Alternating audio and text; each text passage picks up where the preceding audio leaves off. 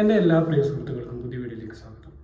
ഞാൻ ഇന്ന് വന്നിരിക്കുന്നത് ചെയ്തു കഴിഞ്ഞാൽ നല്ല രീതിയിൽ എയറിൽ പോകാൻ സാധ്യതയുള്ള, ഇതിനു മുമ്പ് ഞാൻ പോയിട്ടുള്ള ഒരു ചെറിയൊരു സംഭവം പറയാൻ വേണ്ടിയിട്ടാണ്.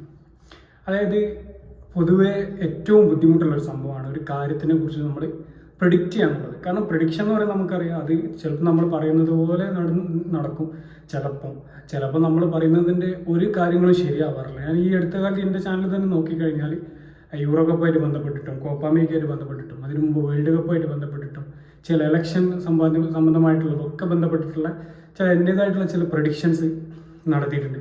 അപ്പം നമ്മളെ പ്രഡിക്ഷൻ എന്ന് പറയുന്നത് നമ്മളെന്തെങ്കിലും ഒരു നറുക്കെടുത്തിട്ട് അങ്ങനെ ചെയ്യുന്നതല്ല. ആ സമയത്ത് ഉണ്ടാവുന്ന വാർത്താ മാധ്യമങ്ങളിലൊക്കെ വരുന്ന ചില കാര്യങ്ങൾ ഞാൻ സ്ഥിരമായിട്ട് വാർത്ത കേൾക്കുകയും കാണുകയും ചെയ്യുന്നതാണ്. അപ്പോൾ അതിൽ നിന്നൊക്കെ നമ്മൾക്ക് മനസ്സിലാവുന്ന ചില കാര്യങ്ങളൊക്കെ ഒന്ന് ക്രോഡീകരിച്ച് നമ്മളെ രീതിയിലൊന്ന് മാറ്റിയെടുക്കാൻ ശ്രമിക്കുക എന്നേ ഉള്ളൂ. കാരണം ഒട്ടുമിക്ക വാർത്താ ചാനലുകളിലും ഇലക്ഷൻ സംബന്ധമായിട്ടോ അല്ലെങ്കിൽ ഈ സ്പോർട്സ് സംബന്ധമായിട്ടുള്ള പ്രഡിക്ഷൻസ് ഒക്കെ സാധാരണ വരാറുണ്ട്. അപ്പോൾ അത്തരം ചില കാര്യങ്ങളൊക്കെ നമ്മൾ ഒന്ന് ജസ്റ്റ് ഒന്ന് അവലോകനം ചെയ്തിട്ട് നമ്മുടേതായ രീതിയിലൊന്ന് ക്രോഡീകരിക്കുക എന്നുള്ളത് മാത്രമാണ് പ്രഡിക്ഷൻ്റെ ലക്ഷ്യം.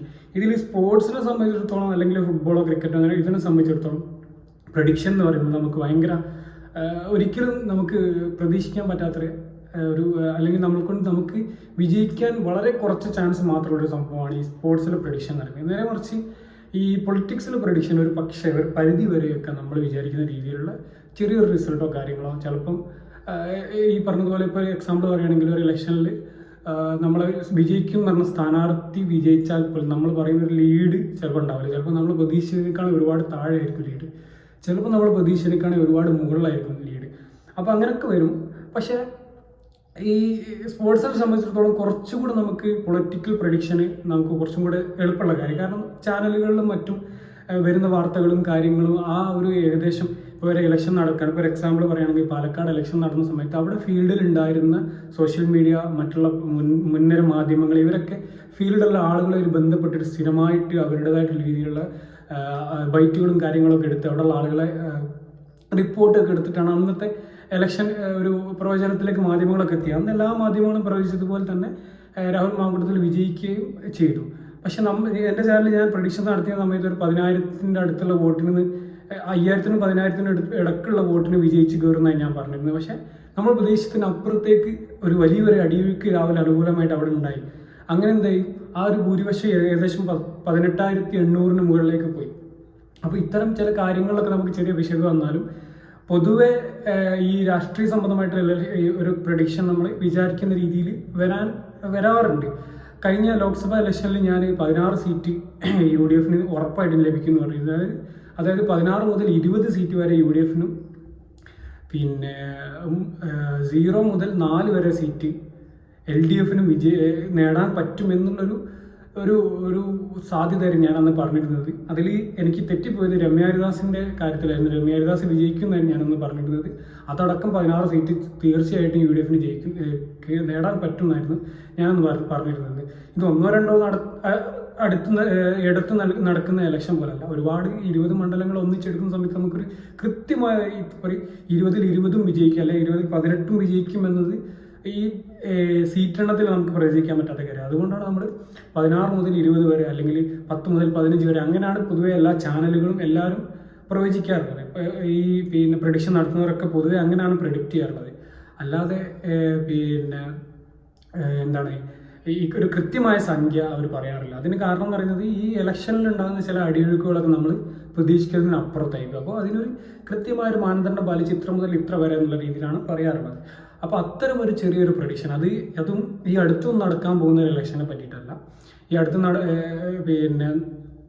നടക്കാനുള്ള കാര്യമല്ല. അതായത് ഈ ഇപ്പോഴത്തെ അവസ്ഥയിൽ നിലവിലത്തെ സ്ഥിതിയിൽ കേരളത്തിൽ ഇപ്പോഴത്തെ സ്ഥിതി നമുക്കറിയാം എത്രത്തോളം നമ്മുടെ UDF അനുകൂലമായിട്ടുള്ളൊരു ഗ്രൗണ്ട് കേരളത്തിലുണ്ട് എന്നുള്ളത്. ഈ കഴിഞ്ഞ ലോക്സഭാ ഇലക്ഷനും അതിനുശേഷമുള്ള ഉപതെരഞ്ഞെടുപ്പുകളും എന്തിനേറെ പറയുന്നു, പൊതുവെ ഇടതുപക്ഷം ആധിപത്യം പുലർത്താറുള്ള പഞ്ചായത്ത് ഇലക്ഷനുകളിൽ പോലും നല്ല രീതിയിൽ UDF അനുകൂലമായിട്ടുള്ളൊരു ജനവിധി ഉണ്ടായിട്ടുണ്ട്. അപ്പോൾ ഈ ഒരു സമയത്ത് കേരളത്തിൽ ഇലക്ഷൻ നടന്നു കഴിഞ്ഞാൽ UDF എത്ര സീറ്റുകൾ ലഭിക്കാൻ സാധ്യതയുണ്ട്, LDF എത്ര സീറ്റുകൾ ലഭിക്കും എന്നാണ് ഞാൻ പറയാൻ ശ്രമിക്കുന്നത്. പിന്നെ അത് മാത്രമല്ല, ഒരു പക്ഷേ ഞാൻ പ്രതീക്ഷിക്കുന്നത്, കാരണം കേരളത്തിൽ പൊതുവെ ഇടതിനും വലതിനും മാറി മാറി ഭരണം കൊടുക്കുന്ന ഒരു രീതിയായിരുന്നു ഉണ്ടായിരുന്നത്. അപ്പോൾ അത്തരം ഒരു സാഹചര്യം മാറി, ഒരു പ്രത്യേക സാഹചര്യത്തിൽ കഴിഞ്ഞ തവണ ഇടതുപക്ഷം വീണ്ടും അധികാരത്തിൽ വന്നു എന്നതിനപ്പുറത്തേക്ക് അത് ഒരു പ്രോബ്ലം ആയി എന്ന് ചിന്തിക്കുന്ന ആളുകളാണ് കൂടുതലും. ഞാനൊക്കെ രാഷ്ട്രീയപരമായിട്ട് ഇടപെടുന്ന നിഷ്പക്ഷരായിട്ടുള്ള ആളുകൾ പോലും ഒരുപാട് ആളുകളെ നമ്മൾ കാണുന്നതാണല്ലോ. അപ്പോൾ നമ്മൾ സംസാരിക്കുന്ന സമയത്ത് പൊതുവെ ഇടതുപക്ഷത്തിന് രണ്ടാമതൊരു ഭരണം കൂടി കൊടുത്തത് വലിയൊരു പ്രശ്നമായി, വലിയൊരു മോശം കാര്യമായി, അല്ലെങ്കിൽ അത് കേരളത്തിന് വലിയ രീതിയിൽ ദോഷം ചെയ്തു എന്ന രീതിയിലുള്ളൊരു വിലയിരുത്തലാണ് പൊതുവെ ഈ സാധാരണക്കാരായിട്ടുള്ള നിഷ്പക്ഷരായിട്ടുള്ള ആളുകളിൽ നിന്ന് നമുക്ക് ലഭിക്കുന്നത്.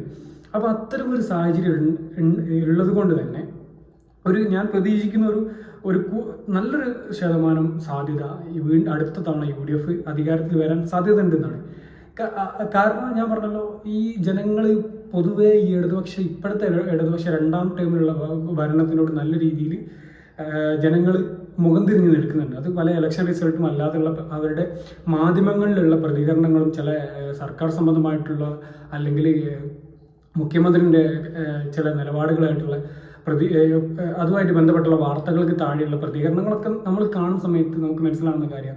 അതുപോലെ പൊതുവേ ഇപ്പം ഞാൻ മുമ്പ് ഒരു വീഡിയോയിൽ പറഞ്ഞ സമയത്ത്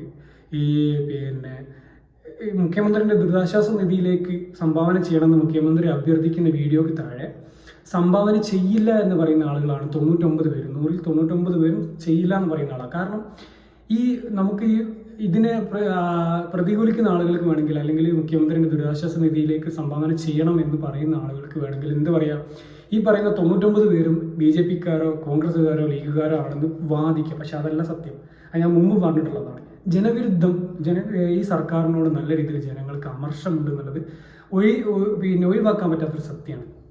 അപ്പോൾ ഇപ്പോഴത്തെ ഒരു സാഹചര്യത്തിൽ ഈ ഒരു മൂഡിൽ, ഇല്ലെങ്കിൽ ഇപ്പോൾ കേരളത്തിലെ ജനങ്ങൾക്കുള്ളൊരു മൂഡിൽ അങ്ങനെ തന്നെ ഒരു വർഷം കൂടെ പോവുകയാണെങ്കിൽ, അല്ലെങ്കിൽ ചുരുക്കി പറയുകയാണെങ്കിൽ ഈ ഒരു സാഹചര്യത്തിൽ ഇപ്പോഴത്തെ കേരളത്തിലെ രാഷ്ട്രീയ സാഹചര്യത്തിൽ ഒരു ഇലക്ഷൻ നടന്നു കഴിഞ്ഞാൽ LDFന് UDFനും എത്രത്തോളം സീറ്റ് ലഭിക്കാൻ സാധ്യത ഉണ്ടെന്നുള്ളതാണ് ഞാനൊന്ന് എൻ്റെതായ രീതിയിലൊരു പ്രഡിക്ഷൻ എന്ന് പറയേണ്ട ഒരു അവലോകനം. ഞാനിത് ചെയ്തത് കൂടുതൽ നമുക്കറിയാം, ഇതൊന്നും ചർച്ച ചെയ്ത് തുടങ്ങിയിട്ടില്ല. അപ്പോൾ കൂടുതൽ അതിൻ്റെ ഒരു ജനങ്ങളുടെ പൾസോ കാര്യങ്ങളോ ഒന്നും പുറത്ത് വന്നിട്ടില്ല. അപ്പം ഞാനിപ്പോൾ ഇത് ചെയ്തത് പറഞ്ഞാൽ 1-2 കാര്യങ്ങൾ മാത്രം നോക്കിയിട്ടാണ്. ഒന്ന്, പൊതുവെ UDFനും LDFനും ഉറപ്പുള്ള ചില സീറ്റുകളുണ്ട്.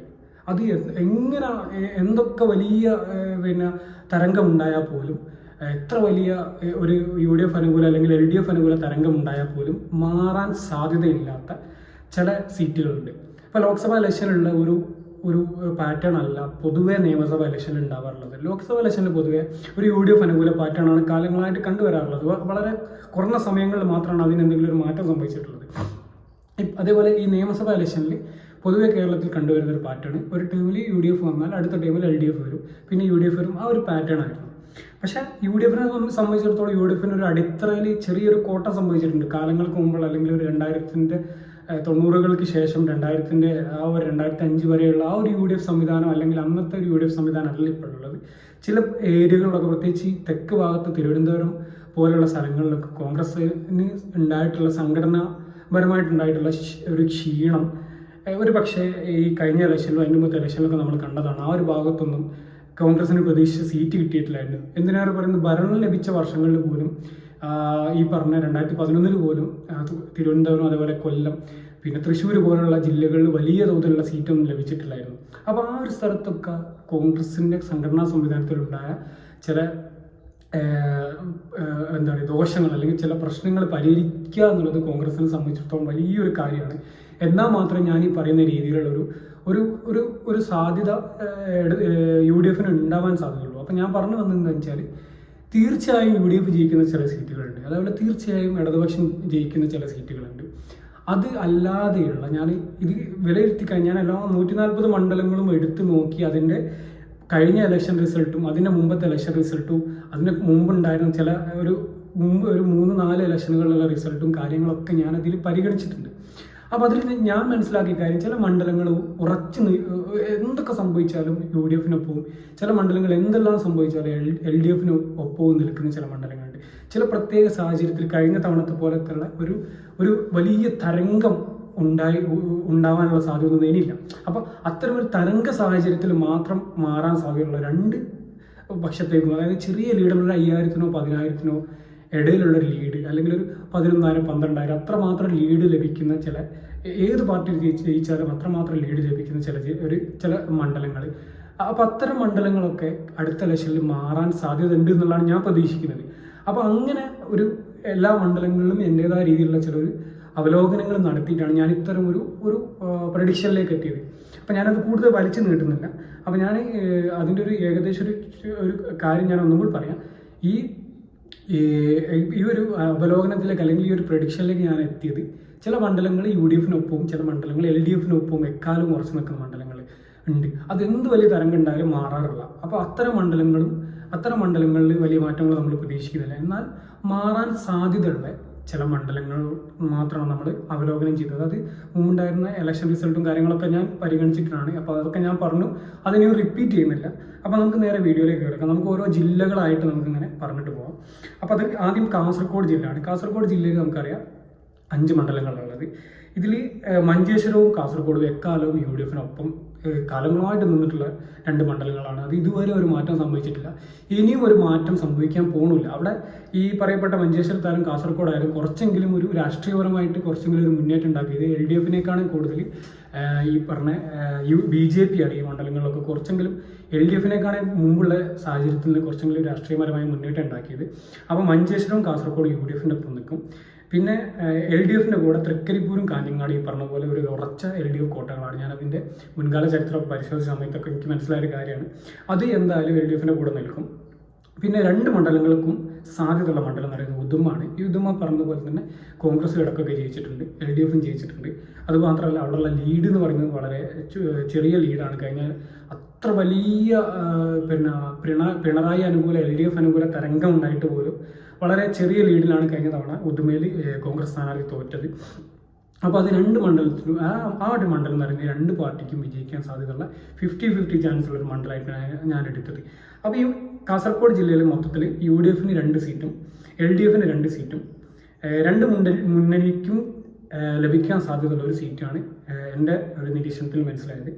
അടുത്തത് കണ്ണൂർ ജില്ലയാണ്. കണ്ണൂർ ജില്ല UDF തീർച്ചയായും ജയിക്കുന്ന സീറ്റുകൾ എന്ന് പറയുന്നത് ഇരിക്കൂർ, അഴീക്കോട്, കണ്ണൂർ, പേരാവൂർ. ഈ 4 സീറ്റുകൾ തീർച്ചയായും UDF ജയിക്കുന്ന സീറ്റുകളാണ്. നമുക്കറിയാം കണ്ണൂർ എന്ന് പറയുന്നത് LDF-ന്റെ വലിയ സ്വാധീനമുള്ള, അല്ലെങ്കിൽ CPIM എന്ന പാർട്ടിക്ക് വലിയ സ്വാധീനമുള്ളൊരു ജില്ലയാണ് കണ്ണൂർ. അതിൽ LDF-ന് തീർച്ചയായും ജയിക്കാൻ പറ്റുന്ന മണ്ഡലങ്ങൾ എന്ന് പറയുന്നത് പയ്യന്നൂർ, കല്യാശ്ശേരി, തളിപ്പറമ്പ, ധർമ്മടം, മട്ടന്നൂർ, തലശ്ശേരി. ഈ പറയപ്പെട്ട മണ്ഡലങ്ങളിലൊക്കെ കാലാകാലങ്ങളായിട്ട് LDF ആണ് ജയിക്കുന്നത്. അത് മാത്രമല്ല ഈ മണ്ഡലങ്ങളിലൊക്കെ വലിയ ഭൂരിപക്ഷത്തിലാണ് കഴിഞ്ഞ തവണ അതിൻ്റെ മുമ്പത്തെ തവണയൊക്കെ LDF സ്ഥാനാർത്ഥികൾ വിജയിച്ച് കയറിയത്. അതുകൊണ്ട് തന്നെ ഈ മണ്ഡലം ഒരിക്കലും മാറാൻ സാധ്യതയില്ലെന്നാണ് ഞാൻ പ്രതീക്ഷിക്കുന്നത്. ഇനി പറഞ്ഞതുപോലെ വലിയ അടിയൊഴുക്കുകളൊക്കെ ഉണ്ടായി കഴിഞ്ഞാൽ എന്തെങ്കിലും മാറ്റം സംഭവിക്കുമെന്ന് അറിയില്ല. എത്രത്തോളം ജനങ്ങൾക്ക് എത്രത്തോളം അമർഷമുണ്ട് എന്നതിനാണ് ആശ്രയിച്ചിരിക്കും ഇതിൻ്റെ സാധ്യതകൾ. എന്നാൽ പോലും എന്തെങ്കിലും ലീഡിലുള്ള ഒരു കുറവ് വരിക എന്നല്ലാതെ ഈ മണ്ഡലങ്ങളൊന്നും LDF-ൽ നിന്ന് മാറാൻ സാധ്യതയില്ല എന്ന് തന്നെയാണ് ഞാൻ പ്രതീക്ഷിക്കുന്നത്. ഈ പറഞ്ഞതുപോലെ ഈ ഇരിക്കൂർ, കണ്ണൂർ, പേരാവൂർ ഈ 3 മണ്ഡലങ്ങൾ കോൺഗ്രസിന് നല്ല സ്വാധീനമുള്ള, UDF-ന് നല്ല സ്വാധീനമുള്ള മണ്ഡലങ്ങളാണ്.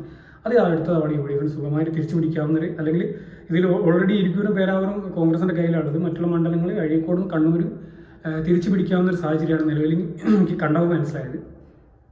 പിന്നെ 50-50 ചാൻസ് ഉള്ളത് കൂത്തുപറമ്പാണ്. ഈ പറഞ്ഞതുപോലെ മുൻപൊക്കെ ഇടതുപക്ഷത്തിന് വലിയ സ്വാധീനമുള്ള ഒരു മണ്ഡലമായിരുന്നു. പിണറായി വിജയൻ അടക്കം വിജയിച്ചു വന്ന ഒരു മണ്ഡലമാണ്. പക്ഷേ അവിടെ ഈ അടുത്ത കാലത്തായിട്ട് LDF-ന് സ്വാധീനം കുറഞ്ഞു വരുന്നൊരു സിറ്റുവേഷനാണ്. ഞാൻ പറഞ്ഞതുപോലെ കഴിഞ്ഞ തവണത്തെ ഈ LDF അനുകൂല തരംഗത്തിൽ പോലും വളരെ 15,000-നടുത്തുള്ള ഭൂരിപക്ഷത്തിൽ മാത്രമാണ്, അതിനും താഴെയാണ് എനിക്ക് തോന്നുന്നത്. കൃത്യമായ ഭൂരിപക്ഷം ഞാൻ ഓർക്കുന്നില്ല. ഏതായാലും വലിയ ഭൂരിപക്ഷമൊന്നും ഇല്ലാതെ തന്നെ കണ്ണൂർ ജില്ലയിൽ ഉറച്ച കോട്ടയിൽ ഇടതുവശം ഉയർത്തിട്ടുണ്ട്. അങ്ങനത്തെ ഒരു മണ്ഡലമായിരുന്നു കൂത്തുപറമ്പ്. അത് 50-50 ചാൻസ് ആണ്. ഞാൻ രണ്ട് മുന്നണിക്കും ജയിക്കാൻ സാധ്യതയുള്ള ഒരു മണ്ഡലമായിട്ടാണ് ഞാൻ അത് എടുത്തത്. അപ്പോൾ ഇതുവരെയുള്ളൊരു റിസൾട്ട് എന്ന് പറയുന്നത് കണ്ണൂർ ജില്ലയും കൂടി കഴിഞ്ഞ സമയത്ത് ഈ കണ്ണൂർ ജില്ലയിൽ UDF-ന് 4 സീറ്റും LDF-ന് 6 സീറ്റും മുന്നണിക്കും സാധ്യതയുള്ള ഒരു സീറ്റും. അങ്ങനെ മൊത്തത്തിൽ ഈ 2 ജില്ലകളിൽ നിന്നായിട്ട് 6 സീറ്റുകൾ UDF-ഉം 8 സീറ്റുകൾ LDF-ഉം 2 സീറ്റുകൾ പ്രവചനാതീതമായിട്ടുള്ള 2 മുന്നണിക്ക് സാധ്യതയുള്ള സീറ്റുകളാണ് ഉണ്ടാവാൻ സാധ്യതയുള്ളത്. ഇനി അടുത്തത് കോഴിക്കോട് ജില്ലയാണ്. ഞാൻ പറഞ്ഞതുപോലെ UDF വലിയൊരു തിരിച്ചുവരവിന് ആക്കം കൂട്ടാൻ സാധ്യതയുള്ള 2-3 ജില്ല ഉണ്ട്. അതിലൊരു ജില്ലയാണ് കോഴിക്കോട് ജില്ല. കാരണം ഈ അടുത്ത കാലത്തൊന്നും കോൺഗ്രസിന് വലിയ രീതിയിൽ അവിടെ മുന്നേറ്റം ഉണ്ടാക്കാൻ സാധിച്ചിട്ടില്ല. എന്തെങ്കിലും 1-2 സീറ്റ് വിജയിച്ചാൽ പോലും അത് നമ്മുടെ മുസ്ലിം ലീഗ് വിജയിക്കുന്ന ഒരു സാഹചര്യത്തിൽ മാത്രമാണ് ഉണ്ടാവാറുള്ളത്. പക്ഷേ അടുത്ത തവണത്തെ ഇലക്ഷനിൽ അവിടെ ചില മാറ്റങ്ങൾ ഉണ്ടാവും എന്നാണ് ഞാൻ പ്രതീക്ഷിക്കുന്നത്. ഇതിന് ഞാൻ പറഞ്ഞല്ലോ, ലോക്സഭ ഇലക്ഷൻ റിസൾട്ടും മറ്റുള്ള പഞ്ചായത്തിൽ ഇലക്ഷൻ റിസൾട്ടും കാര്യങ്ങളൊക്കെ പരിഗണിച്ചിട്ടാണ് ഞാൻ ഇത്തരമൊരു നിഗമനത്തിലേക്ക് എത്തിയത്. അപ്പം UDF വിജയിക്കാൻ സാധ്യതയുള്ള സീറ്റുകൾ എന്ന് പറയുന്നത് വടകര, കുറ്റ്യാടി, നാദാപുരം, കൊടുവള്ളി, തിരുവമ്പാടി, കോഴിക്കോട് സൗത്ത്. ഇത്രയും സീറ്റുകൾ UDF അവിടെ വിജയിക്കുന്നതാണ് ഞാൻ പ്രതീക്ഷിക്കുന്നത്. ബാലുശ്ശേരി, എലത്തൂര്, ബേപ്പൂര്, കോഴിക്കോട് നോർത്ത്. ഇതിൽ കോഴിക്കോട് നോർത്ത് ഒഴികെ ബാക്കി 3 മണ്ഡലങ്ങളും ഈ പറഞ്ഞതുപോലെ LDF വളരെ കംഫർട്ടബിളായിട്ട് വിജയിച്ചു വരുന്ന മണ്ഡലങ്ങളാണ്. അപ്പോൾ അത് വലിയ മാറ്റം ഉണ്ടാവാൻ സാധ്യതയിലാണ് ഞാൻ പ്രതീക്ഷിക്കുന്നത്. കൊയിലാണ്ടി, പേരാമ്പ്ര, കുന്നമംഗലം ഈ 3 മണ്ഡലങ്ങളും ഇരു മുന്നണികൾക്കും വിജയിക്കാൻ സാധ്യതയുള്ള ഒരു മണ്ഡലമായിട്ടാണ് ഞാൻ കാണുന്നത്. അപ്പം കോഴിക്കോട് ജില്ലയിൽ 6 സീറ്റുകൾ വരെ UDFും 4 സീറ്റുകൾ വരെ LDFും 3 സീറ്റുകൾ പ്രവചനാതീതമായിട്ട് ഇരു മുന്നണികൾക്കും വിജയിക്കാൻ സാധ്യതയുള്ള സീറ്റുകളുമായിട്ടാണ് ഞാൻ എടുത്തിരിക്കുന്നത്. ഇതിൽ അപ്പം കോഴിക്കോട് ജില്ലയോട് വിലയിരുത്തിയത് പ്രകാരം UDFന് 12 സീറ്റും LDFന് 12 സീറ്റും ഇരു മുന്നണികൾക്കും സാധ്യതയുള്ള 5 സീറ്റുകളും ഉണ്ടാകാൻ സാധ്യതയുണ്ടെന്നാണ് ഞാൻ പ്രതീക്ഷിക്കുന്നത്. ഇനി അടുത്തത് വയനാട് ജില്ലയാണ്. വയനാട് ജില്ലയിൽ ഞാൻ പ്രതീക്ഷിക്കുന്നത് ഒരു ക്ലീൻ സ്വീപ്പാണ് UDFന്. ഒരു മണ്ഡലം പോലും അടുത്ത തവണ LDF വിജയിക്കാൻ സാധ്യതയല്ല. കൽപ്പറ്റ, മാനന്തവാടി, സുൽത്താൻ ബത്തേരി 3 മണ്ഡലങ്ങളും ഈ പറഞ്ഞതുപോലെ UDFന് കൂടെ നിൽക്കും. അതിന് ചില രാഷ്ട്രീയ സാഹചര്യങ്ങളൊക്കെ ഉണ്ട്. അതിലൊന്ന് പ്രിയങ്കാ ഗാന്ധിയുടെ സ്വാധീനം ഒരു വലിയ അടുത്ത ഇലക്ഷനിൽ നല്ല രീതിയിൽ വയനാട് ജില്ലയിലും തൊട്ടടുത്തുള്ള കോഴിക്കോട്, മലപ്പുറം അടക്കമുള്ള ജില്ലകളിലും ഒരു പക്ഷേ കേരളം അടക്കം ഉണ്ടാവാൻ സാധ്യതയുണ്ട് എന്നുള്ളത് പൊതുവേ മാധ്യമങ്ങൾ ആദ്യമേ വിലയിരുത്തിയതാണ്. കുറച്ചുകൂടെ ഈ കേരള രാഷ്ട്രീയത്തിലേക്ക് ഒന്നുകൂടെ പ്രിയങ്കാ ഗാന്ധി അടുത്തിടപഴകുന്നതിനനുസരിച്ച് അതിനുള്ള സാധ്യത കൂടും എന്നുള്ളത് ഞാൻ നിരീക്ഷിച്ചതല്ല, പൊതുവെ മാധ്യമങ്ങൾ നിരീക്ഷിച്ചൊരു കാര്യം. ഞാനത് എൻ്റെതായ രീതിയിലൊരു പറഞ്ഞെന്നുള്ളൂ. അപ്പോൾ വയനാട് മണ്ഡലത്തിൽ 3 സീറ്റുകൾ UDFന് വിജയിക്കാൻ പറ്റും. LDFന് ഒരു സീറ്റ് പോലും കിട്ടൂല. രണ്ട് മുന്നണികൾക്കും വിജയസാധ്യതയുള്ള ഒരു സീറ്റ് പോലും ഇല്ല. ആകെ 3 മണ്ഡലങ്ങളാണ് അവിടെ ഉള്ളത്. അപ്പം വയനാട് മണ്ഡലം കൂടി കഴിഞ്ഞപ്പോൾ UDFന് 15 സീറ്റും LDFന് 12 സീറ്റും 2 മുന്നണികൾക്കും സാധ്യതയുള്ള 5 സീറ്റുമാണ് ഉള്ളത്. ഇനി അടുത്ത ജില്ല എന്ന് പറയുന്നത് മലപ്പുറം ജില്ലയാണ്. ഈ പറഞ്ഞതുപോലെ തന്നെ UDFന് വലിയൊരു മുന്നേറ്റം അടുത്ത ഇലക്ഷനിൽ നടത്താൻ സാധ്യതയുള്ളൊരു ജില്ലയായിട്ടാണ് ഞാൻ മലപ്പുറം കാണുന്നത്. ഈ പറഞ്ഞതുപോലെ വലിയ തരംഗമുള്ള സമയത്ത് പോലും മലപ്പുറം ജില്ലയിൽ 3 അല്ലെങ്കിൽ 4 സീറ്റ് LDFന് വിജയിച്ച് കയറാൻ സാധിച്ചിട്ടില്ല. അത് തന്നെ പലതും ഇപ്പം നിലമ്പൂര്, തവനൂരടക്കമുള്ള മണ്ഡലങ്ങളൊക്കെ ചെറിയ ഭൂരിപക്ഷത്തിലാണ് കഴിഞ്ഞ തവണ പോലും ഇടതുപക്ഷം വിജയിച്ച് കയറിയത്. ആകെ പൊന്നാനി മാത്രമാണ് ഒരു കംഫർട്ടബിൾ ആയിട്ടുള്ള ലീഡിൽ അവർ വിജയിച്ച് കയറിയത്. അപ്പോൾ അവിടെ UDF വിജയിക്കാൻ സാധ്യതയുള്ള മണ്ഡലങ്ങൾ നടന്നത് 14 എണ്ണമാണ്. ആ 14 മണ്ഡലങ്ങൾ നടന്നത് ഏറനാട്, നിലമ്പൂര്, വണ്ടൂർ, കൊണ്ടോട്ടി, മഞ്ചേരി, പെരിന്തൽമണ്ണ, മങ്കട, മലപ്പുറം, വേങ്ങര, വള്ളിക്കുന്ന്, തിരൂരങ്ങാടി, താനൂര്, തിരൂര്, കോട്ടക്കൽ, ഇങ്ങനെ 14 മണ്ഡലങ്ങൾ UDF വിജയിച്ച് കയറും. പിന്നെ LDF വിജയിക്കാൻ സാധ്യതയുള്ള പൊന്നാനിയാണ്. അവിടെ ഞാൻ പൊന്നാനിയും ചിലപ്പോൾ ഒരു പക്ഷേ മറിയാൻ സാധ്യതയുണ്ട്. നല്ല രീതിയിൽ കോൺഗ്രസും UDFും വർക്ക് ചെയ്താൽ, മുസ്ലിം ലീഗും കോൺഗ്രസും നല്ല രീതിയിൽ ഒത്തൊരുമിച്ച് വർക്ക് ചെയ്താൽ മറിയാൻ സാധ്യതയുള്ള ഒരു മണ്ഡലമാണ് പൊന്നാനി, അതുപോലെ തവനൂരൊക്കെ. പക്ഷേ അതിൽ പൊന്നാനി ഞാൻ LDFന് കൊടുത്തു. 2 മുന്നണിക്കും ജയിക്കാൻ സാധ്യതയുള്ള മണ്ഡലമായിട്ട് തവനൂർ ഞാൻ കണ്ടു. അങ്ങനെ 14 മണ്ഡലങ്ങൾ UDFനും 1 മണ്ഡലം LDFനും വിജയിക്കുന്ന ഒരു സാഹചര്യം മലപ്പുറം ജില്ലയിൽ ഞാൻ കാണുന്നുണ്ട്. അപ്പോൾ ഈ ഒരു മലപ്പുറം ജില്ലയും കൂടി വിലയിരുത്തിയ പ്രകാരം UDFന് 29 സീറ്റ് ലഭിക്കും, LDFന് 13 സീറ്റ്, 2 മുന്നണിക്കും വിജയിക്കാൻ സാധ്യതയുള്ള 6 സീറ്റ്. അങ്ങനെയാണ് വരുന്നത്.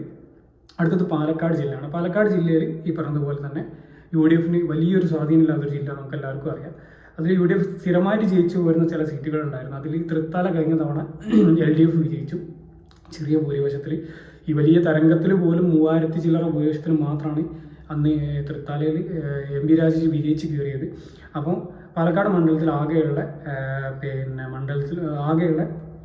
12 മണ്ഡലങ്ങളിൽ 4 സീറ്റുകൾ UDF, അതായത് തൃത്താല, പട്ടാമ്പി, മണ്ണാർക്കാട്, പാലക്കാട്. ഇതിൽ പട്ടാമ്പി കഴിഞ്ഞ പ്രാവശ്യം LDF വിജയിച്ചെങ്കിലും അത് കോൺഗ്രസിന് നല്ല രീതിയിൽ വിജയിക്കാൻ സാധ്യതയുള്ള ഒരു സീറ്റായിരുന്നു. കഴിഞ്ഞ തവണത്തെ ചില സ്ഥാനാർത്ഥി നിർണയത്തിലുള്ള പിഴവും കാര്യങ്ങളും, അവിടെയുള്ള പ്രാദേശിക വിഷയങ്ങളൊക്കെ മാധ്യമങ്ങളൊക്കെ നമുക്കറിയാം. എന്നിട്ട് പോലും ഇത്ര വലിയ തരംഗത്തിലും വലിയൊരു ഭൂരിപക്ഷത്തിലല്ല ഇടതുപക്ഷം അവിടെ ജയിച്ച് കയറിയത്.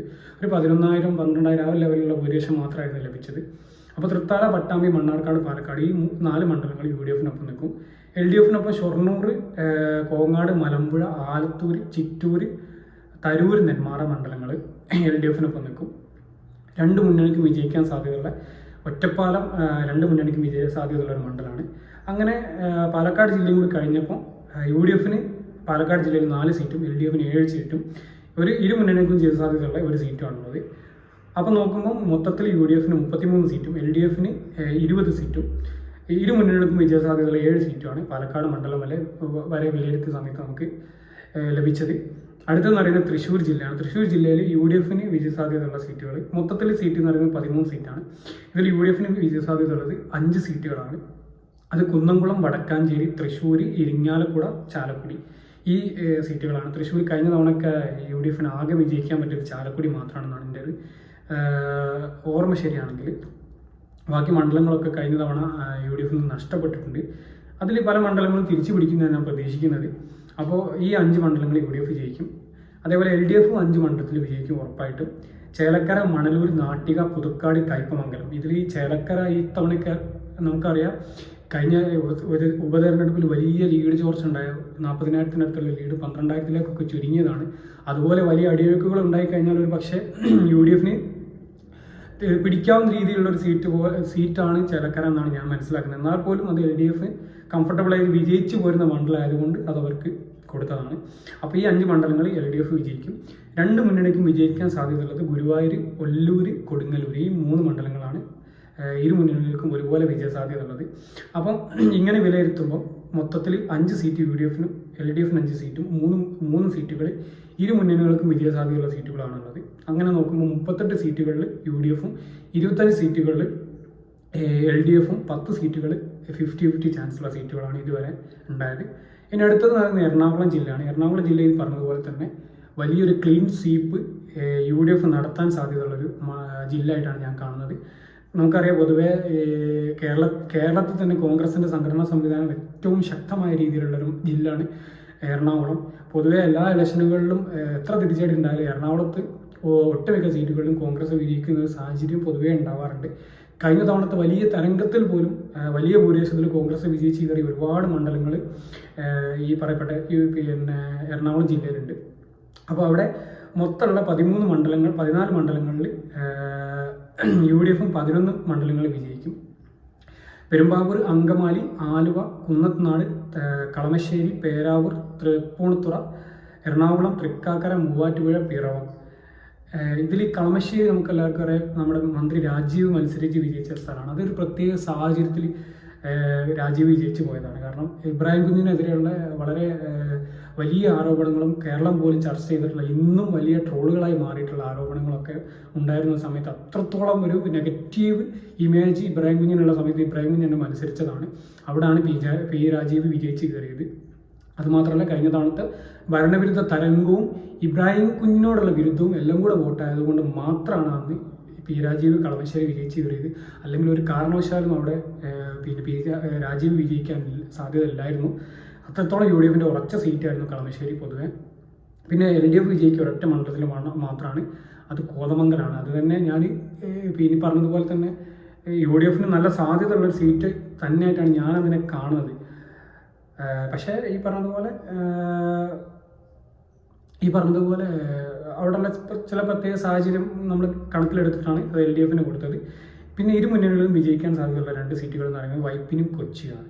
അപ്പോൾ എറണാകുളം ജില്ല കൂടെ നമ്മൾ പരിഗണിക്കുന്ന സമയത്ത് UDF-ന് 11 സീറ്റ് എറണാകുളം ജില്ലയിൽ കിട്ടും, LDF-ന് 1 സീറ്റും. ഇരു മുന്നണികളും 2 സീറ്റിൽ വിജയിക്കാൻ സാധ്യതയുണ്ട്. ഇരു മുന്നണികൾക്കും സാധ്യതയുള്ള 2 സീറ്റുകൾ. അങ്ങനെ മൊത്തത്തിൽ 49 സീറ്റ് UDF-നും എറണാകുളം വരെ വിലയിരുത്തിയ സമയത്ത് 49 സീറ്റ് UDF-നും 26 സീറ്റ് LDF-നും 12 സീറ്റ് UDF-നും ഇരു മുന്നണികൾക്കും വിജയസാധ്യതയുള്ള സീറ്റാണ് ഞാൻ മനസ്സിലാക്കിയത്. അടുത്തത് ഇടുക്കി ജില്ലയാണ്. ഇടുക്കി ജില്ലയിൽ മൊത്തത്തിൽ 5 നിയമസഭാ മണ്ഡലങ്ങളാണുള്ളത്. അതിൽ 3 UDF വിജയിക്കുന്നതാണ് ഞാൻ പ്രതീക്ഷിക്കുന്നത്. 1 LDF വിജയിക്കും. ഇരു മുന്നണികൾക്കും വിജയസാധ്യത ഉള്ളത് 1 സീറ്റാണ്. അപ്പോൾ യു ഡി എഫ് വിജയിക്കുന്നത് ദേവികുളം, തൊടുപുഴ, പീരുമേട് ഈ 3 മണ്ഡലങ്ങൾ യു ഡി എഫ് വിജയിക്കുന്നതാണ് ഞാൻ പ്രതീക്ഷിക്കുന്നത്. ഉടുമ്പൻചോല എൽ ഡി എഫ് വിജയിക്കും. ഇരു മുന്നണികൾക്കും സാധ്യതയുള്ളത് ഇടുക്കി നിയമസഭാ സീറ്റാണ്. അപ്പോൾ യു ഡി എഫിന് 3 സീറ്റും എൽ ഡി എഫിന് 1 സീറ്റും ഇരു മുന്നണികൾക്കും വിജയസാധ്യതയുള്ള ഒരു സീറ്റുമാണ് ഉള്ളത്. അങ്ങനെ മൊത്തത്തിൽ ഇടുക്കി കൂടി കഴിയുമ്പോൾ 52 സീറ്റുകൾ യു ഡി എഫും 27 സീറ്റുകൾ എൽ ഡി എഫും 13 സീറ്റുകൾ ഇരു മുന്നണികൾക്കും വിജയസാധ്യതയുള്ള 13 സീറ്റുകളാണുള്ളത്. പിന്നെ അടുത്തത് കോട്ടയം ജില്ലയാണ്. ഈ പറഞ്ഞതുപോലെ തന്നെ യു ഡി എഫ് വലിയൊരു തിരിച്ചുവരവ് നടത്താൻ സാധ്യതയുള്ള ഒരു ജില്ലയായിട്ടാണ് ഞാൻ കോട്ടയത്തിനെ കാണുന്നത്. കഴിഞ്ഞ തവണ കേരള കോൺഗ്രസിൻ്റെ എഫക്റ്റിൽ കുറച്ച് സീറ്റുകൾ എൽ ഡി എഫ് അവിടെ വിജയിച്ച് കയറിയെങ്കിലും കേരള കോൺഗ്രസിന് പൊതുവെ ഒരു സംഘടനാ ശക്തിയൊക്കെ ഏറെക്കുറെ ക്ഷയിച്ചു വന്നിട്ടുണ്ട്. അത് ഈ അടുത്തുള്ള ലോക്സഭാ ഇലക്ഷനിലും മറ്റുള്ള ചില ഉപതെരഞ്ഞെടുപ്പുകളിലൊക്കെയുള്ള ഫലങ്ങളൊക്കെ നോക്കിക്കഴിഞ്ഞാൽ നമുക്ക് മനസ്സിലാവും. അപ്പോൾ കോട്ടയം ജില്ലയിൽ ആകെയുള്ളത് 9 മണ്ഡലങ്ങളാണ്. അതിൽ 7 സീറ്റുകൾ പിന്നെ യു ഡി എഫ് വിജയിക്കും, 2 സീറ്റുകൾ എൽ ഡി എഫ് വിജയിക്കും. യു ഡി എഫ് വിജയിക്കുന്ന സീറ്റുകൾ പാല, കടുതുരുത്തി, കോട്ടയം, പുതുപ്പള്ളി, ചങ്ങനാശ്ശേരി, കാഞ്ഞിരപ്പള്ളി, പൂഞ്ഞാറ് ഈ സീറ്റുകളാണ് യു ഡി എഫ് വിജയിക്കുക. എൽ ഡി എഫ് വിജയിക്കുന്ന സീറ്റുകൾ വൈക്കം, ഏറ്റുമാനൂർ ഈ സീറ്റുകളാണ്. പിന്നെ അങ്ങനെ മൊത്തം കോട്ടയം ജില്ലയും കൂടി കഴിയുന്ന സമയത്ത് യു ഡി എഫിന് 59 സീറ്റും എൽ ഡി എഫിന് 29 സീറ്റും ഇരു മുന്നണികൾക്കും വിജയസാധ്യതയുള്ള 13 സീറ്റുകളാണ് ഞാൻ കാണുന്നത്. അടുത്ത ജില്ല പറയുന്നത് ആലപ്പുഴ ജില്ലയാണ്. ഈ പറഞ്ഞതുപോലെ തന്നെ എൽ ഡി എഫിന് വലിയ സംഘടനാ സംവിധാനവും ശക്തമായ സ്വാധീനമുള്ള ഒരു ജില്ലയാണ്. അവിടെ മൊത്തത്തിലുള്ളത് 9 സീറ്റുകളാണ്. ഇതിൽ 4 സീറ്റുകൾ യു ഡി എഫ് വിജയിക്കും, 3 സീറ്റുകൾ എൽ ഡി എഫ് വിജയിക്കും, 2 സീറ്റുകൾ 50-50 ചാൻസുള്ള സീറ്റുകളാണ്. ഇതിൽ ചേർത്തല, ആലപ്പുഴ, ഹരിപ്പാട്, കായംകുളം സീറ്റുകൾ യു ഡി എഫ് വിജയിക്കും. അതേപോലെ അരൂര്, അമ്പലപ്പുഴ, മാവേലിക്കര സീറ്റുകൾ എൽ ഡി എഫ് വിജയിക്കും. കുട്ടനാട്, ചെങ്ങന്നൂർ സീറ്റുകൾ ഇരു മുന്നണികൾക്കും വിജയസാധ്യതയുള്ള സീറ്റാണ്. ഇങ്ങനെ മൊത്തത്തിൽ യു ഡി എഫിന് 63 സീറ്റ്, എൽ ഡി എഫിന് 32 സീറ്റ്, ഇരു മുന്നണികൾക്കും സാധ്യതയുള്ള 15 സീറ്റ്. അതാണ് ഇതുവരെ ഉള്ളത്. അടുത്തെന്ന് പറയുന്നത് പത്തനംതിട്ട ജില്ലയാണ്. യു ഡി എഫിൽ കഴിഞ്ഞ തെരഞ്ഞെടുപ്പിലൊക്കെ വലിയ തിരിച്ചടി നേരിട്ട ഒരു ജില്ലയാണ് പത്തനംതിട്ട. ഞാൻ മനസ്സിലാക്കിയ പ്രകാരം ഒരു മണ്ഡലത്തിൽ പോലും കഴിഞ്ഞ തവണ പത്തനംതിട്ടയിൽ യു ഡി എഫ് വിജയിച്ചിട്ടില്ല. അപ്പോൾ അവിടെ ചില മണ്ഡലങ്ങളിലൊക്കെ ഇത്ര വലിയ ഭരണവിരുദ്ധ എന്താണ് എൽ ഡി എഫ് അനുകൂല തരംഗമുണ്ടായിട്ടും വലിയൊരു ഭൂരിപക്ഷത്തിനല്ലാതെ എൽ ഡി എഫ് ജയിച്ച മണ്ഡലങ്ങൾ 2-3 എണ്ണം പിന്നെ പത്തനംതിട്ട ജില്ലയിൽ ഉണ്ടായിട്ടുണ്ട്. അപ്പോൾ മൊത്തം 5 മണ്ഡലത്തിൽ യു ഡി എഫ് ഉറപ്പായിട്ടും ജയിക്കുക 2 മണ്ഡലത്തിലാണ്. അത് 1 Adoor, 2 Konni. L D F ഉറപ്പായും ജയിക്കുക 1 മണ്ഡലത്തിൽ മാത്രമാണ്, അത് തിരുവല്ലാണ്. പിന്നെ 2 മുന്നണികൾക്കും വിജയസാധ്യതയുള്ള 2 സീറ്റുകളാണുള്ളത്. ഒന്ന് ആറന്മുള, മറ്റൊന്ന് റാന്നി. ഇതിൽ ഈ ജില്ലയിൽ കൂടി കഴിയുന്ന സമയത്ത് യു ഡി എഫിന് 65 സീറ്റും എൽ ഡി എഫിന് 33 സീറ്റും ഇരു മുന്നണികൾക്കും സാധ്യതയുള്ള 2 സീറ്റുമാണ് ഞാൻ കാണുന്നത്. 17 സീറ്റുമാണുള്ളത്. അപ്പോൾ ഇങ്ങനെയാണ് അവിടുത്തെ കാര്യം പത്തനംതിട്ടയിലെ. അടുത്ത കൊല്ലം ജില്ലയാണ്. ഈ പറഞ്ഞതുപോലെ കഴിഞ്ഞ തവണ വലിയൊരു മുന്നേറ്റം എൽ ഡി എഫ് ഉണ്ടാക്കിയ ജില്ലയാണ് കൊല്ലം. അവിടെ ഇത്തവണ എൻ്റെ ഒരു പ്രഡിക്ഷനിൽ വലിയൊരു മുന്നേറ്റമൊന്നും യു ഡി എഫിന് ഉണ്ടാക്കാൻ സാധിക്കില്ല എങ്കിൽ പോലും ചില മണ്ഡലങ്ങളിലൊക്കെ ഒരു മാറ്റം ഉണ്ടാകാൻ സാധ്യതയുണ്ടെന്നുള്ളതാണ് ഞാൻ പ്രതീക്ഷിക്കുന്നത്. ഇപ്പോൾ കഴിഞ്ഞ തവണ അത്ര വലിയ അനുകൂല തരംഗമുണ്ടായിട്ടും ചവറ പോലെ എൽ ഡി എഫ് വലിയ ഭൂരിപക്ഷത്തിൽ വിജയിച്ചിരുന്ന സ്ഥലത്ത് പി സി വിഷ്ണുനാഥ് 25,000-അടുത്തുള്ള വോട്ടിന് വിജയിച്ച് കയറിയിട്ടുണ്ടായിരുന്നു. അപ്പോൾ അതുപോലുള്ള ചില മാറ്റങ്ങൾ ഇത്തവണ ഉണ്ടാവാൻ സാധ്യതയുണ്ടെന്നാണ് ഞാൻ പ്രതീക്ഷിക്കുന്നത്. അപ്പോൾ അവിടെ ആകെ മൊത്തം 11 മണ്ഡലത്തിൽ 4 മണ്ഡലങ്ങൾ യു ഡി എഫിനൊപ്പം നിൽക്കും, 6 മണ്ഡലങ്ങൾ എൽ ഡി എഫിനൊപ്പം, 1 മണ്ഡലം ഈ മുന്നണിക്കും സാധ്യത ഉള്ളതുമാണ് ഞാൻ കാണുന്നത്. ഇതിൽ ചവറ, കൊല്ലം, കുണ്ടറ, കരുനാഗപ്പള്ളി മണ്ഡലങ്ങൾ യു ഡി എഫിനൊപ്പം തന്നെ നിൽക്കും. അതിൽ കുണ്ടറ മണ്ഡലം, നേരത്തെ ചവറ എന്നാണ് പറഞ്ഞത്, കുണ്ടറ മണ്ഡലമാണ് ഞാൻ പറയാൻ വന്നത്. കഴിഞ്ഞ തവണ പി സി വിഷ്ണുനാഥ് വിജയിച്ച് കയറിയ മണ്ഡലമാണ്. അതുപോലെ കൊല്ലം മണ്ഡലം എന്ന് പറയുന്നത് കഴിഞ്ഞ തവണ ചെറിയ ഭൂരിപക്ഷത്തിന് മാത്രമാണ് നമ്മുടെ മുകേഷ് വിജയിച്ചത്. അവിടെ തിരിച്ച് കോൺഗ്രസ് വിജയിക്കാൻ സാധ്യതയുണ്ട്. ചവറ ഈ പറഞ്ഞതുപോലെ ആർ എസ് പിൻ്റെ വലിയ സ്വാധീനമുള്ള ഒരു മണ്ഡലമാണ്. അവിടെ ആർ എസ് പി സ്ഥാനാർത്ഥി നല്ല സ്ഥാനാർത്ഥി വന്നാൽ അവിടെ യു ഡി എഫ് വിജയിക്കുന്നതാണ് ഞാൻ പ്രതീക്ഷിക്കുന്നത്. അപ്പോൾ ഞാൻ ഇതിൻ്റെ വലിയ ഒരു ഡീറ്റെയിൽസിലേക്കും ഞാൻ പോകുന്നില്ല. അത് തുടർന്നുള്ള വീഡിയോസിൽ ഞാൻ ചെയ്യാൻ ശ്രമിക്കുക. ഓരോ മണ്ഡലവും ഓരോ ജില്ലയിലും ഇന്ന മണ്ഡലങ്ങൾ എന്തുകൊണ്ട് ഞാൻ സെലക്ട് ചെയ്തു എന്നതിന് ഒരു ചെറിയൊരു ഡീറ്റെയിലിംഗ് വീഡിയോ ഞാൻ പിന്നീട് ചെയ്യാം. അപ്പോൾ ഇതിൽ ഈ കൊല്ലം ജില്ലയിൽ എൽ ഡി എഫ് വിജയിക്കാൻ സാധ്യതയുള്ള മണ്ഡലങ്ങൾ എന്ന് പറയുന്നത് ചടയമംഗലം, ചാത്തന്നൂർ, ഇരവിപുരം, കൊട്ടാരക്കര, പത്തനാപുരം, പുനലൂർ മണ്ഡലങ്ങളാണ്. ഇരു മുന്നണികൾക്കും സാധ്യതയുള്ളത് കുന്നത്തൂർ മണ്ഡലമാണ്. ഇങ്ങനെ മൊത്തം കൊല്ലം ജില്ലയും കൂടി കഴിയുന്ന സമയത്ത് യു ഡി എഫിന് കൊല്ലം ജില്ലയിൽ 4 സീറ്റ് ലഭിക്കും, മൊത്തത്തിൽ 69 സീറ്റ്. എൽ ഡി എഫിന് 6 സീറ്റ് ലഭിക്കും, മൊത്തത്തിൽ 39 സീറ്റ്. പിന്നെ ഇരു മുന്നണികൾക്കും വിജയസാധ്യതയുള്ള 1 സീറ്റ്. അതിൽ അങ്ങനെ നോക്കുമ്പോൾ മൊത്തത്തിൽ 18 മണ്ഡലങ്ങൾ ഇപ്പം ഇതുവരെ ഈ 2 മുന്നണികൾക്കും വിജയസാധ്യതയുള്ള സീറ്റുകളുണ്ട്. ഇതിനടുത്ത് തിരുവനന്തപുരം ജില്ലയാണ്. തിരുവനന്തപുരം ജില്ലേൻ്റെ കാര്യത്തിൽ എനിക്ക് കുറച്ച് കൺഫ്യൂഷൻസ് ഉണ്ട്. കാരണം ഈ പറഞ്ഞതുപോലെ കേരളത്തിൽ ഏറ്റവും കോൺഗ്രസിൻ്റെ സംഘടനാ സംവിധാനം വളരെ മോശമായ രീതിയിൽ പോയിക്കൊണ്ടിരിക്കുന്ന ഒരു ജില്ലയാണ് തിരുവനന്തപുരം. സമീപകാലത്തുള്ള ഇലക്ഷനുകളിലൊക്കെ കോൺഗ്രസിൻ്റെ ഈ പഞ്ചായത്ത് ഇലക്ഷനുകളിലായാലും അല്ലാതുള്ള തിരഞ്ഞെടുപ്പുകളിലായാലും പിന്നെ ലോക്സഭാ ഇലക്ഷനിൽ ശശി തരൂരിൻ്റെ വ്യക്തിപരമായിട്ടുള്ള മികവിൽ വിജയിച്ചു പോരുന്നു എന്നല്ലാതെ UDFനെ സംബന്ധിച്ചിടത്തോളം കോൺഗ്രസിനെ സംബന്ധിച്ചിടത്തോളം വലിയ രീതിയിൽ സംഘടനാ സംവിധാനം ശോഷിച്ചൊരു ജില്ലയാണ് തിരുവനന്തപുരം.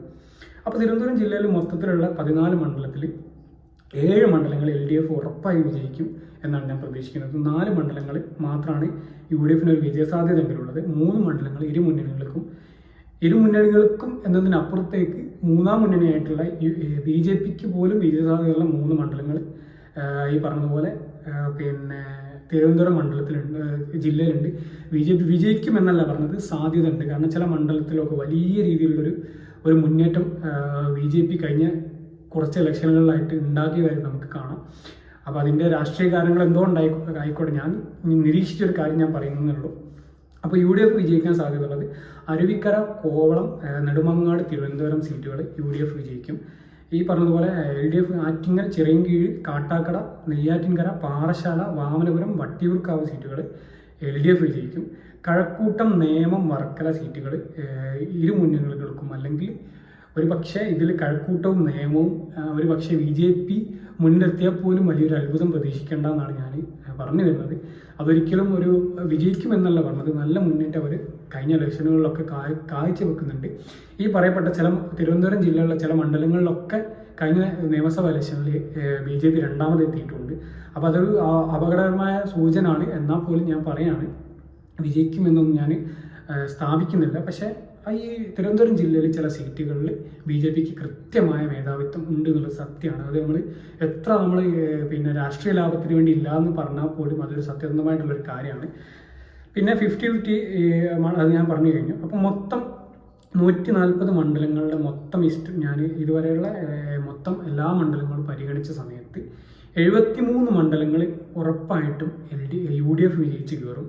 ഇപ്പോഴത്തെ ഒരു സാഹചര്യത്തിൽ ഇലക്ഷൻ നടന്നു. ഞാൻ വീണ്ടും പറയാം, നിലവിലെ രാഷ്ട്രീയ സാഹചര്യങ്ങൾ ഇനിയൊരു പക്ഷേ ഒരു വർഷം കൂടെ അല്ലെങ്കിൽ 1.5 വർഷത്തോളം ഇനിയും നിയമസഭ ഇലക്ഷന് കിടക്കുന്നുണ്ട്. അപ്പോൾ ഇത്രയും വലിയൊരു ടൈം പീരീഡിൽ വേറെ എന്തെങ്കിലും രാഷ്ട്രീയപരമായിട്ടുള്ള നമുക്കറിയാം, കേരളത്തിൽ രാഷ്ട്രീയപരമായിട്ട് നല്ല രീതിയിൽ ചിന്തിക്കാൻ സാധ്യതയുള്ള ജനങ്ങളാണ് നമ്മുടെ കേരള ജനത എന്ന് പറയുന്നത്. അപ്പോൾ രാഷ്ട്രീയപരമായിട്ട് എന്തെങ്കിലും ഇപ്പോൾ കഴിഞ്ഞ തവണ കിറ്റും അതുപോലെ മറ്റുള്ള പെൻഷൻ സംബന്ധമായിട്ടുള്ള കാര്യങ്ങളും കൊറോണയും അടക്കമുള്ള കാര്യങ്ങൾ LDFന് അനുകൂലമായതുപോലെ എന്തെങ്കിലും ഒരു അനുകൂല സാഹചര്യം LDFന് വന്നു കഴിഞ്ഞാൽ ഒരു പക്ഷേ ഞാൻ ഈ പറഞ്ഞ കാര്യങ്ങളൊക്കെ പാടെ തെറ്റിയേക്കാം. പല മണ്ഡലങ്ങളിലും വീണ്ടും ഒരു ചാൻസ് LDFന് വന്നേക്കാം. എന്നാൽ പോലും നിലവിലെ സാഹചര്യം, ഇപ്പോഴത്തെ രാഷ്ട്രീയ സാഹചര്യം, അതാണ് ഞാൻ പറയുന്നത്, പ്രസൻറ്റിലെ രാഷ്ട്രീയ സാഹചര്യം ഇതുപോലെ തുടർന്ന് പോവുകയാണെങ്കിൽ മാത്രം UDFന് 73 മണ്ഡലത്തിൽ വിജയിക്കാൻ കഴിയും. അതായത് ഇത്രയും പറഞ്ഞതിൽ നിന്ന് 140 മണ്ഡലത്തിൽ LDFന് 46 മണ്ഡലത്തിലും ഇരു മുന്നണികൾക്കും 21 മണ്ഡലത്തിലും വിജയ സാധ്യതയുണ്ട്. അപ്പം മൊത്തത്തിൽ നമ്മൾ കൺക്ലൂഡ് ചെയ്യുന്ന സമയത്ത് അതായത് ഈ 21 മണ്ഡലങ്ങളിൽ UDFും LDFും വിജയിച്ച് കയറാൻ സാധ്യതയുണ്ടെന്ന് ഞാൻ പറഞ്ഞ 50-50 ചാൻസുള്ള മണ്ഡലങ്ങളോട് നമുക്ക് എന്ത് ചെയ്യാം, നമുക്കൊന്ന് ഇരു മുന്നണികൾക്കും വീതിച്ചു കൊടുക്കാം. അപ്പോൾ അതിൽ ഞാൻ മനസ്സിലാക്കിയിടത്തോളം ഒരു 8 സീറ്റോളം UDFന് വിജയ സാധ്യതയുള്ള സീറ്റുകളുണ്ട്. ഏകദേശം 13 സീറ്റുകളോളം, 21-ൽ 13 സീറ്റുകളോളം LDFന് വിജയ സാധ്യതയുള്ള സീറ്റുകളുണ്ട്. ഈ 13-ൽ ഒരു 2 അല്ല 3 സീറ്റുകൾ അതേഴ്സിന് BJPക്ക് വിജയ സാധ്യതയുള്ള സീറ്റുകളുണ്ടെന്നാണ് ഞാൻ പ്രതീക്ഷിക്കുന്നത്. വിജയിക്കുമെന്നല്ല, സാധ്യത ഉണ്ടെന്ന് ഞാൻ വീണ്ടും പറയുകയാണ്. ഇനി അതിൻ്റെ പേരിൽ ഞാനൊരു സംഖ്യാനുകൂല നിലപാടെടുത്തൊന്നും ആരും പറയരുത്. അപ്പം മൊത്തത്തിൽ ഞാൻ നേരത്തെ പറഞ്ഞതുപോലെ ഈ ഇലക്ഷൻ പ്രഡിക്ഷൻ പറയുന്ന സമയത്ത്, പ്രത്യേകിച്ച് ഒരുപാട് മണ്ഡലങ്ങൾ ഉണ്ടാകുന്ന സമയത്ത് നമുക്കൊരു ഒരു കൃത്യമായി ഇത്ര മുതൽ ഇത്ര വരെ എന്ന് മാത്രമേ നമുക്ക് പറയാൻ സാധിക്കുള്ളൂ. അപ്പം ഞാൻ പ്രതീക്ഷിക്കുന്നത് UDFന് 73 മുതൽ 81 സീറ്റ് വരെ UDF വിജയിക്കുന്നു. LDFന് 46 മുതൽ 56 സീറ്റ് വരെ വിജയിച്ച് കയറാൻ സാധ്യതയുണ്ടെന്നുള്ളതാണ് ഞാൻ മനസ്സിലാക്കുന്നത്. പിന്നെ ഈ പറഞ്ഞതുപോലെ തന്നെ ഒരു മൂന്നാമതൊരു മുന്നണി അല്ലെങ്കിൽ BJP അല്ലെങ്കിൽ NDA, അതുമല്ലെങ്കിൽ ഒരു പൊതു സ്വതന്ത്രനായിട്ടുള്ള എന്തോ ആയിക്കോട്ടെ, അത് പിന്നെ ഒരു അതേഴ്സ് ആയിട്ടുള്ള മുന്നണി 0 മുതൽ 3 വരെ സീറ്റും വിജയിക്കുമെന്നാണ് ഞാൻ പ്രതീക്ഷിക്കുന്നത്. അപ്പം UDFന് 73 മുതൽ 81 സീറ്റ് വരെ, LDFന് 46 മുതൽ 56 സീറ്റ് വരെ, അതേഴ്സിന് 0 മുതൽ 3 സീറ്റ് വരെ. ഇങ്ങനെയാണ് ഞാൻ പ്രതീക്ഷിക്കുന്നത്. ഞാൻ ഒരിക്കൽ കൂടി പറയാം, നിലവിലെ രാഷ്ട്രീയ സാഹചര്യം ഇതുപോലെ തുടർന്ന് പോയാൽ മാത്രമാണ് ഞാൻ ഈ പറയുന്ന രീതിയിലുള്ളൊരു പ്രഡിക്ഷൻ, അല്ലെങ്കിൽ ഞാൻ എൻ്റെ കാര്യത്തിലുള്ളൊരു അനുമാനം ഞാൻ കണ്ടെത്തിയത്. ഈ പറഞ്ഞതുപോലെ രാഷ്ട്രീയ സാഹചര്യങ്ങൾ മാറിക്കഴിഞ്ഞാൽ ഒരു പക്ഷേ ഞാൻ ഈ വീഡിയോ തന്നെ മാറ്റി ചെയ്യുന്നൊരു അവസ്ഥ ഉണ്ടാകും. ഇപ്പോഴത്തെ ഒരു സാഹചര്യത്തിൽ ഒരു ഇലക്ഷൻ നടന്നാൽ, അല്ലെങ്കിൽ ഈ ഒരു രാഷ്ട്രീയ സാഹചര്യത്തിൽ ഒരു ഇലക്ഷൻ നടന്നാൽ മാത്രം ഉണ്ടാവാൻ സാധ്യതയുള്ളൊരു റിസൾട്ടാണ് ഞാൻ പറഞ്ഞത്. ഈ പറഞ്ഞതുപോലെ 1.5 വർഷം ഇനി ബാക്കിയുണ്ട്. എന്തൊക്കെ രാഷ്ട്രീയ മാറ്റങ്ങൾ നമ്മുടെ കേരളത്തിൽ വരും എന്നുള്ളത് നമുക്കറിയില്ല. അപ്പോൾ ഏതായാലും ഞാൻ എൻ്റേതായ രീതിയിൽ ഞാനൊരു രസത്തിന് ചെയ്തതാണ്. ഞാൻ വെറുതെ ഇരുന്ന സമയത്ത് ഈ പറഞ്ഞതുപോലെ പഴയ ഇലക്ഷൻ റിസൾട്ടുകളും മറ്റുമൊക്കെ ഒന്ന് വെറുതെ അവലോകനം ചെയ്തിട്ട് ഇപ്പോഴത്തെ രാഷ്ട്രീയ സാഹചര്യങ്ങളും ഒക്കെ വെറുതെ ഒന്ന് ഇരുന്ന് അത് പഠിച്ചിട്ട് എൻ്റേതായ രീതിയിൽ ഞാൻ ചെറിയൊരു പ്രഡിക്ഷൻ നടത്തിയെന്നുള്ളൂ. എനിക്കറിയാം നല്ല രീതിയിൽ എയറിൽ പോകാൻ സാധ്യതയുള്ള വലിയൊരു കാര്യമാണ് ഞാനിപ്പോൾ പറഞ്ഞു വെച്ചിട്ടുള്ളത്.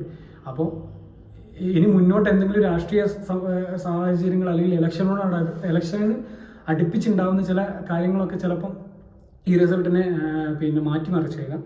ഞാൻ കഴിഞ്ഞ തവണ ഇലക്ഷൻ റിസൾട്ട് ഇതേപോലെ എൻ്റെ ഫേസ്ബുക്കിൽ ഞാനത് ജസ്റ്റ് ഒരു പ്രവചനം നടത്തിയിരുന്നു.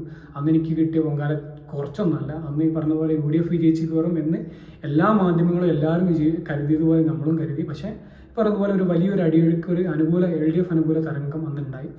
അപ്പോൾ ഇനി അങ്ങനെയൊന്നും ഉണ്ടാവില്ല എന്നാണ് ഞാൻ പ്രതീക്ഷിക്കുന്നത്. അപ്പോൾ ഞാൻ പറഞ്ഞല്ലോ, ഞാൻ വീണ്ടും പറയുകയാണ്, 1.5 വർഷം ഇനിയും ഇലക്ഷൻ ഉണ്ട്. രാഷ്ട്രീയ സാഹചര്യങ്ങൾ ഇനിയും മാറിയേക്കാം. ഇപ്പോഴത്തെ സാഹചര്യത്തിൽ മാത്രം ഉണ്ടാകുന്ന കാര്യമാണ് ഞാൻ പറഞ്ഞു വെച്ചത്.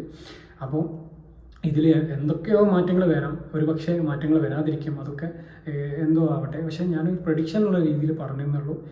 ഞാൻ പറഞ്ഞതുപോലെ വലിയ രീതിയിൽ തെറ്റിപ്പോകാൻ സാധ്യതയുള്ളൊരു സംഭവമാണ് പ്രഡിക്ഷൻ എന്ന് പറയുന്നത്. അപ്പോൾ ഇങ്ങനെയാണ് ഞാൻ മനസ്സിലാക്കിയൊരു കാര്യം. അപ്പോൾ ഇതിൽ നിങ്ങൾക്ക് എന്തെങ്കിലും അഭിപ്രായങ്ങളുണ്ടെങ്കിൽ കമൻറ്റ് ചെയ്യാം. അപ്പോൾ വീണ്ടും കാണാൻ ശ്രമിക്കാം. Thank you for watching. Have A nice day.